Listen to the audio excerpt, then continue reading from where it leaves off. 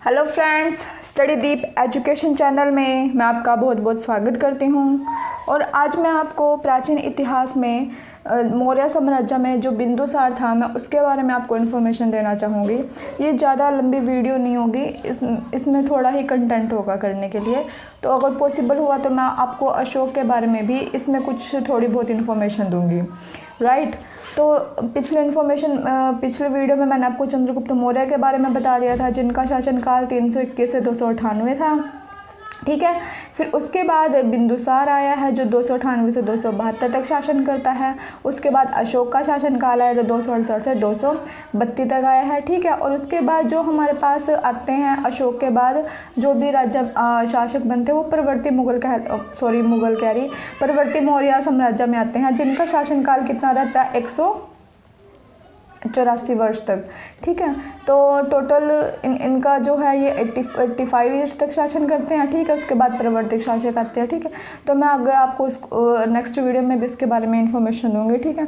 तो अभी हम यहाँ से शुरू करते हैं बिंदुसार, ठीक है। देखो मैं आपको एक और इसमें थोड़ा सा डिफरेंट बताना चाहूँगी। बिंदुसार है जो हमने मगध साम्राज्य में पढ़ा था, वो कौन था, बिंबिसार। कौन था, बिंबिसार, जिसका पुत्र कौन था, अजातशत्रु था। अजातशत्रु के बाद फिर उदयन का शासन आता जो मगध काल में था, जो बृहद्रथ वंश से संबंध रखता था, ठीक है। लेकिन ये हमारे पास क्या है, बिंदुसार, ठीक है। ये बिंदुसार और बिंबिसार, इन दोनों में डिफरेंस देखना, ठीक है। तो चंद्रगुप्त मौर्य का उत्तराधिकारी कौन बनता है, बिंदुसार, जिसका दूसरा नाम क्या होता है, सिंहसेन। क्या होता है, सिंहसेन, ठीक है। जो 298 ईसा पूर्व मगध की राजगद्दी पर बैठा अन्य नाम भी हैं। इसको ना और नामों से भी जाना जाता है, बिंदुसार को और नामों से भी जाना जाता है, जैसे अमित्री घाट, अमित्री केट्स, अमित्री चेट्स, वो आज्ञाएंगे। मैं ये देखो, ये है इसमें ये बता रखे हैं, अमित्री केट, अमित्री चेट्स, ठीक है। लेकिन अब इसमें क्या है, इसका अन्य नाम क्या है, अमित्री घात। अमित्री घात का मतलब शत्रु विनाशक, यानी कि शत्रुओं का क्या करने वाला, नाश करने वाला, ठीक है। इसका दूसरा नाम क्या था, सिंहसेन था, जो मैं आपको बता चुकी हूँ, ठीक है। बिंदुसार कौन किससे संबंध रखता था, अजीविक संप्रदाय का अनुयायी था। किसका था, अजीविक संप्रदाय का अनुयायी था, जो जैन ग्रंथ के परिशिष्ट पर्वत में हेमचंद्र ने लिखा है, ठीक है। इसके बारे में किसने बताया कि अजीविक संप्रदाय का संबंध रखता था, जैन धर्म के परिशिष्ट पर्वत में हेमचंद्र की जो पुस्तक है ना, उसमें बताया गया है, ठीक है। चंद्रगुप्त किसका मतलब जो ये बिंदुसार था ना, तो ये किसका पुत्र था, चंद्रगुप्त और दुर्धरा का पुत्र था। किसका था, चंद्रगुप्त मौर्य और दुर्धरा का पुत्र था। क्योंकि देखो राजा महाराजा बहुत सारी शादियाँ करते हैं, ठीक है। चंद्रगुप्त की पहली शादी तो सल्लुक्स की बेटी हेलेना के साथ हुई थी, और एक अन्य शादी भी हुई थी जो की थी दुर्धरा। इसका पुत्र था किसका, बिंदुसार, जिसका नाम था सिंहसेन। स्टारबो ने इसको क्या कहा है, अल्टिकेट्स कहा है। क्या कहा है, अल्टिकेट्स कहा है। वायुपुराण में इसको भद्रसार कहा गया है, किसको, बिंदुसार को, ठीक है। और यूनानियों ने इसे क्या कहा है, अमित्रीचेट्स, अमित्रीकेट्स, अमित्रीकेटिस और अमित्रीकेट, ठीक है। ये किसने कहा है, यूनानियों ने बिंदुसार के बारे में कहा है, ठीक है। अब देखो तक्षशिला में एक विद्रोह हुआ, ठीक है। वहाँ के अमात्यों के विरोध में एक विद्रोह जिसे दबाने हेतु बिंदुसार ने अपने बड़े बेटे सुसीम को भेजा था। अमात्य जो वहाँ के मतलब वो कहते हैं ना कि तक्षशिला में विद्रोह, वहाँ के अमात्यों के विरोध में एक विद्रोह हुआ। उनका विरोध कर रहे थे, ठीक है, अमात्य जो वहाँ पर रहने वाले जो भी अन्य निवासी या जनजाति भी कह सकते हैं, ठीक है। एक विद्रोह हुआ जिसको दबाने के लिए बिंदुसार ने किसको भेजा, अपने बड़े बेटे सुसीम को भेजा।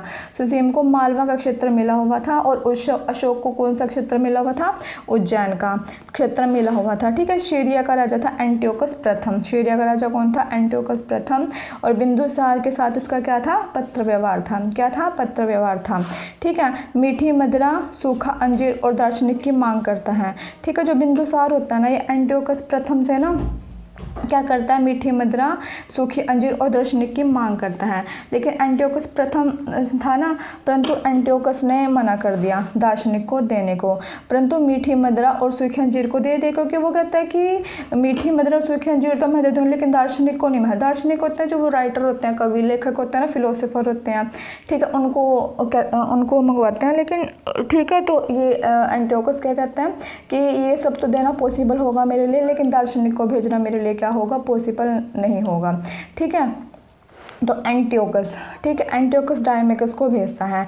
एंटियोकस क्या करता है, किसको भेजता है, डायमेकस को भेजता है। दार्शनिक की मांग तो करता है लेकिन बाद में वह किसको भेज देता है, डायमेकस को भेजता है।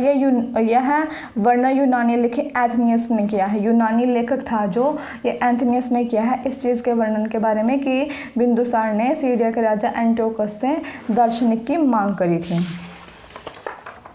ठीक है। लेकिन क्या होता है कि मिस्र का शासक होता है, मिस्र का क्या होता है, फिलडेल्फस टोलमी द्वितीय भी इसके समकालीन होता है, किसके, बिंदुसार के। तो डायनोसियस नाम का दार्शनिक को भेजता है, क्या करता है, डायनोसियस नाम के दार्शनिक को भेजता है। कहा जाता है कि बिंदुसार के बहुत सारे पुत्र थे। बिंदुसार क्या था, अजैविक संप्रदाय का न्यायी था।